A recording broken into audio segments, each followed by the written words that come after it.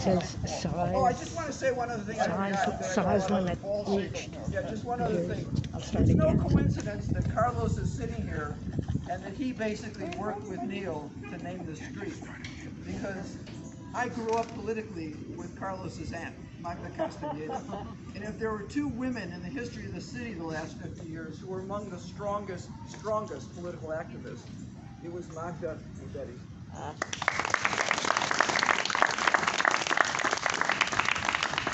Okay, just a little bit to go, and then we'll have the unveiling and hear from Alderman Rosa. We have a few statements from people who couldn't be here today. One of them is Tom Terrell, who's pastor of the Christ Lutheran Church. He said, I've been thinking about what I would say if I was able to join you, and these are the words that come to mind. I hope this is a strong, tough, determined, powerful woman that we're celebrating. I only knew Betty for a few years. We were members of the Albany Park Defense Network, joining with others to provide support and safety for some of our most vulnerable neighbors. I remember her coming faithfully to these meetings at the church on the second floor. Her walking was extremely difficult, and stairs were just too much for her. Yet somehow she would find a way to get up the stairs and into the meetings where she could share her wisdom and passion and join yet another fight. I would also see Betty at the corner of Kimball and Lawrence, engaging commuters at the Kimball station, trying to enlist them in the fight for a better, fairer, more peace-filled world. I don't think, what a team they were, Betty and Neal, and what a gift to the world they've been. Betty, you are an inspiration to me and to many, and I'm deeply grateful for having known you. You brought liberation to captives and hope to the hopeless and helped lift the oppressed. Thank you for a life so truly well lived.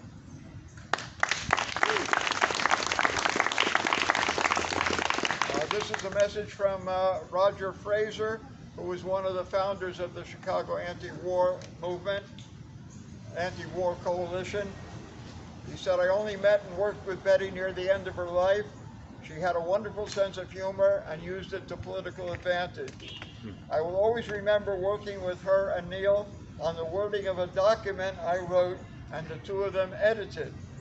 It was a back and forth exercise that was exhausting and in my mind, hair-splitting and frustrating. Nevertheless, on the surface, we at least maintained a cordial, even friendly relationship, though I was seething underneath. Betty, who was no fool, must have known. For at the end of the process, in a gentle email, she spoofed how much fun I must have had working with her and Neal. And she hoped the three of us could do it again. Jesus, she was funny, and it cleared the air. So just two other short statements. One is we received this orchid from, it says, with all our heart in honor of Betty from your friends in Canada. So this is Communist Party of Canada, Marxist-Leninists. And we have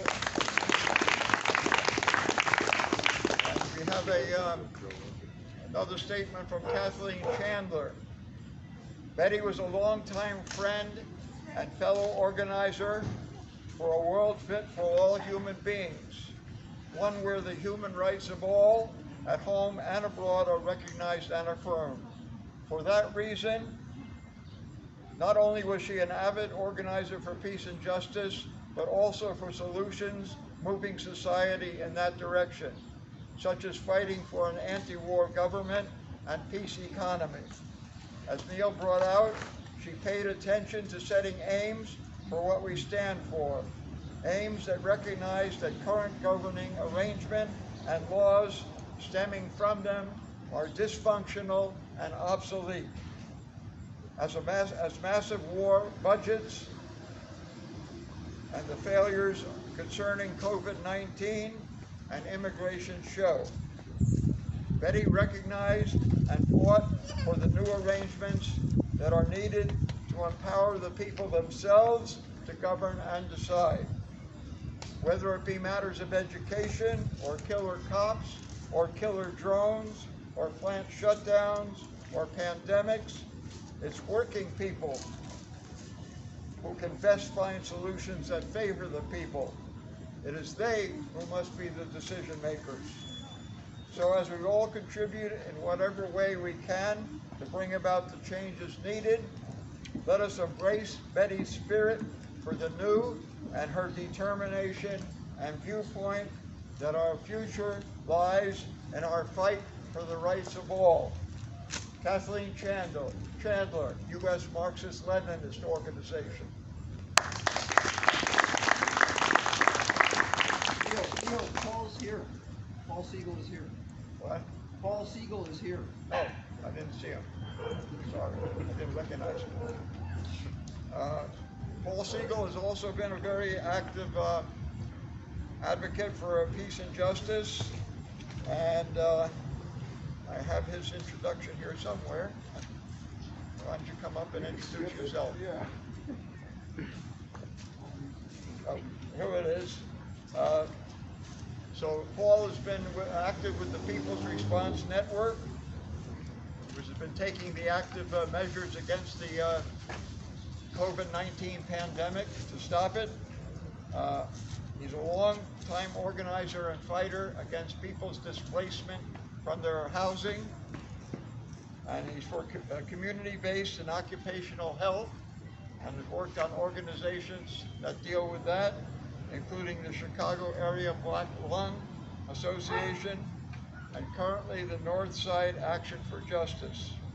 He's taught history at various colleges, including UIC and some others, and it'd be good to hear from him.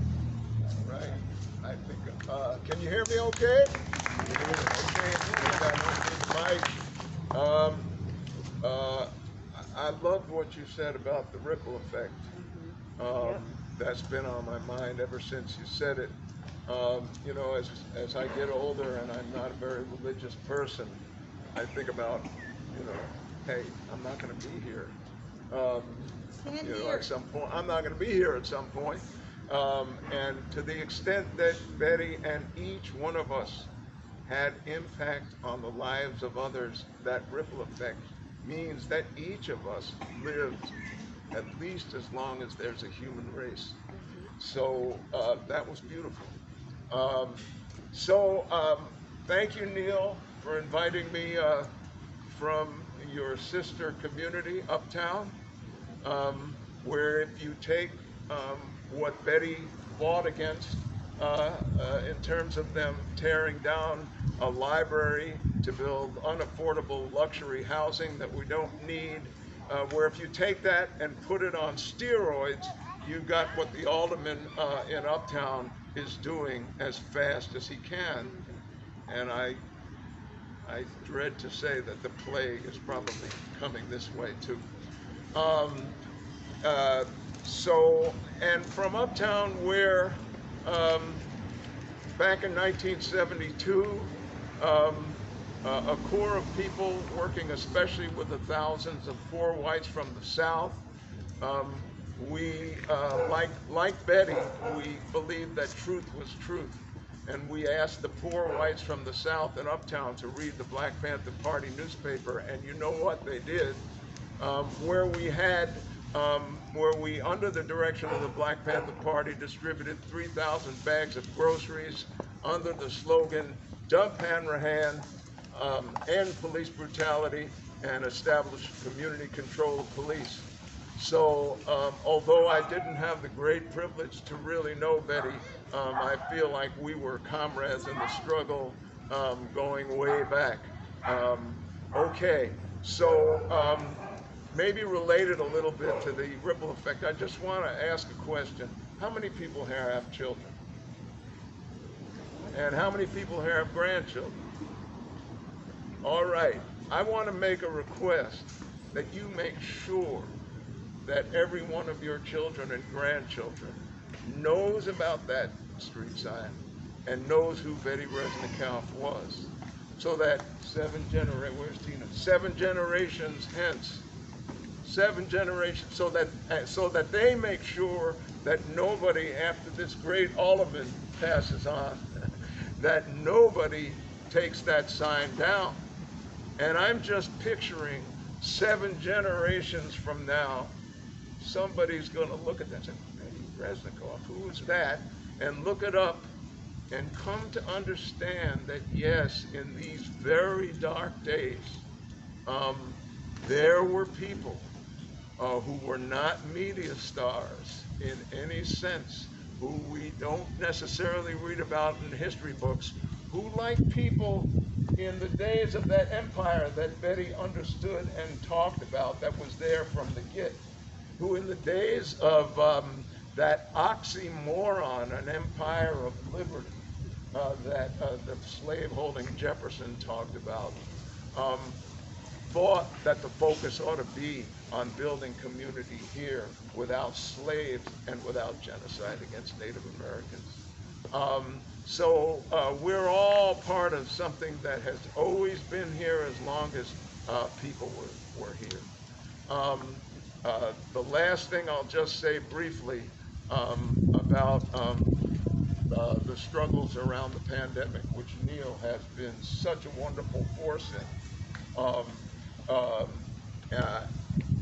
and which relates to this point, this crucial point about empire.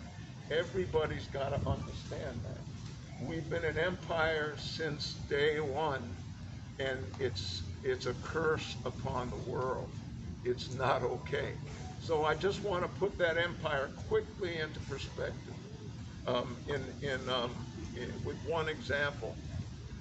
We had billions of dollars, this empire, to give to Pfizer, Moderna, Johnson & Johnson, whatever. Billions of dollars that they should develop a vaccine. Thank God a vaccine was developed using the most sophisticated science and technology we know all about, RNA and stuff I can't even understand how it was explained. But we sort of got absent-minded, they sort of got absent-minded that there was a very simple, low-tech public health infrastructure based upon community-based that is very simple and low-tech, but which requires some resources and which requires some people's power. We forgot all about that. We destroyed it. Harold Washington and those before him had started to build it. We then destroyed it with all this neoliberalism and all this austerity and these cuts in the public sector. And that left us completely unprepared for the pandemic, completely unprepared to make sure that that vaccine that we spent billions on became available to everybody in this country and to everybody in this world, because injustice doesn't stop at our border, as I know Betty Resnikov understood, and that she lives her life in terms of that. And so the pandemic raged on, thousands of unnecessary deaths, and now we face the possibility, with Africa less than 1% vaccinated, we face the possibility that there will now be variants that are able to evolve using the opportunity of all the unvaccinated people, despite the billions spent on a vaccine, variants that will resist the vaccine. And then I suppose when that happens, our government will spend billions more to give to Pfizer and Moderna and Johnson to hopefully develop another vaccine, and we can start the cycle all over again. And those same corporations, which will be proclaimed as they were this time, the real heroes, the great heroes of this pandemic, will spend billions or millions and possibly billions to lobby for their so-called intellectual property rights, to prevent that vaccine from being given freely to everyone in the world and every country in the world in order to be able to solve this pandemic. That is what an empire does. And so long live the spirit of Betty Resnikoff. Down with the empire. Okay, now it's time to hear from Alderman Carlos Rosa. Yeah. Resolution in City Council and our ability to have this commemoration assembly today in response to that great honor that you initiated. Thank you. Good afternoon.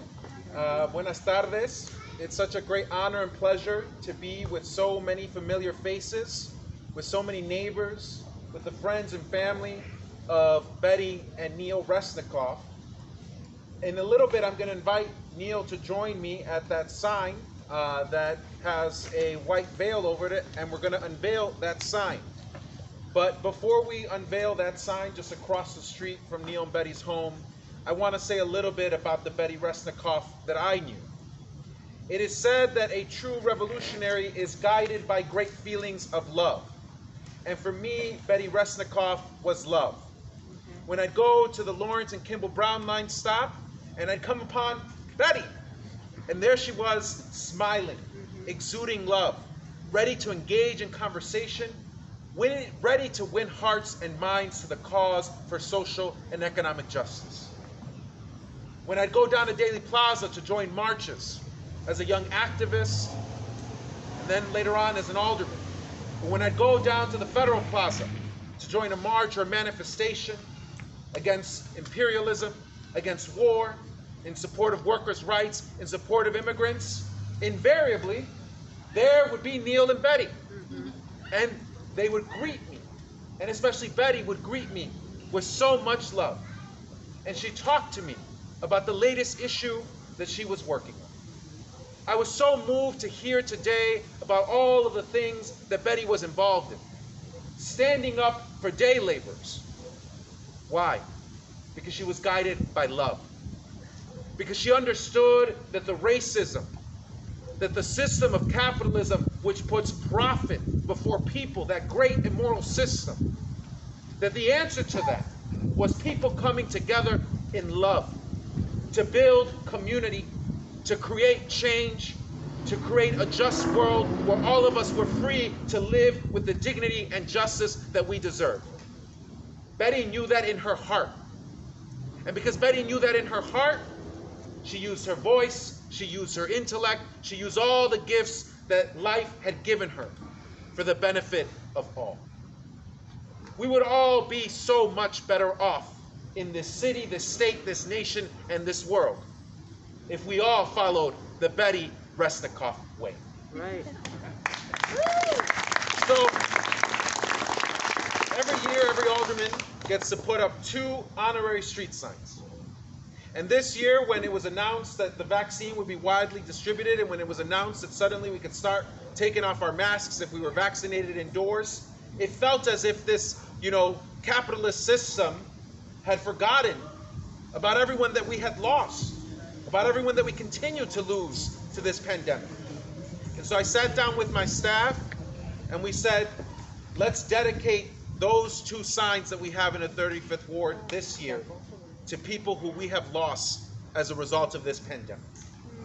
And immediately Scott Jaborek said, we've got to honor Betty.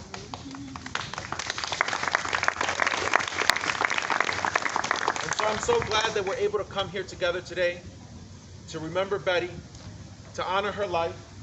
And with that, I want to invite Neal. We're going to walk over to this sign. And please, all of you, join us. Betty was not just a friend to people all throughout the city of Chicago. She was also a friend to activists and to people all across Latin America. And in Latin America, sometimes when we have someone, why don't you come here, Neal? We say, I was in a march one time up in Wisconsin. We were marching against the anti-worker attack. And as we were marching, I was with a group of immigrants, and we started marching Zapata vive, la lucha sigue, right? Which means Emiliano Zapata lives, the struggle continues. So I want you to join me right now. We can't pull it too hard, Neil, because if we do, the string will break. So we got to do it gently, and we got to pull it this way. The more we angle it this way, the better off we'll be. But I want you all to join me right now in saying, Betty vive, la lucha sigue. Betty vive, La lucha sigue. Betty vive, la lucha sigue. Betty vive, la lucha sigue. Betty vive, la lucha sigue. Betty vive, la lucha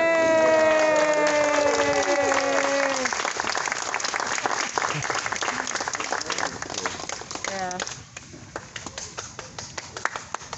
Yeah, that's it. They get two sides and they both. Okay, time for potluck.